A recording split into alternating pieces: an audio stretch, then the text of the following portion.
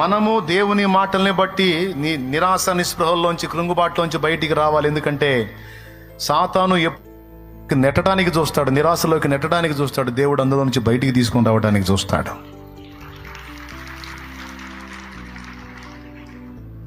నువ్వు దేవుని మాటలను బట్టి బయటికి రావాలి.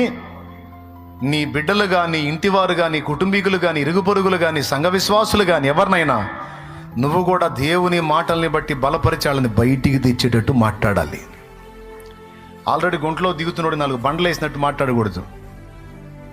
కొంతమంది మాట్లాడతాస్తాయి, అందుకని చెబుతున్నాను నేను.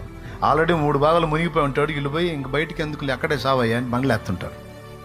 ఇలా మాటలు అట్లుంటాయి. ఆ మాటలు పట్టించుకోవద్దు. నీవు ఆ మాటలు మాట్లాడొద్దు. నీ మాట ఎలా ఉండాలంటే పేకల్లోతు దిగినోడు కూడా నీ మాటలను బట్టి పూర్తిగా ఒడ్డుకు రావాలి. నా యేసయ్య మాటలు అట్లాంటి మాటలు, నా యేసయ్య మాటలు అట్లాంటి మాటలు, అవి జీవపు ఊటలో. నీవు కూడా ఇతరులతో అలానే మాట్లాడు. నీ అనుభవాలు చెప్పు, నువ్వు తిన్న దెబ్బలు చెప్పు, నువ్వు పొందిన గాయాలు చెప్పు. ఆ స్థితిలో నుంచి దేవుడు నిన్ను ఎలా బయటికి తెచ్చాడు, ఈరోజు దేవుడు నిన్ను ఎలా నిలబెట్టాడో నీ అనుభవాలు చెప్పి అవతల వాళ్ళని బలపరచో. నీ పిల్లల్ని కూడా ధైర్యపరచు.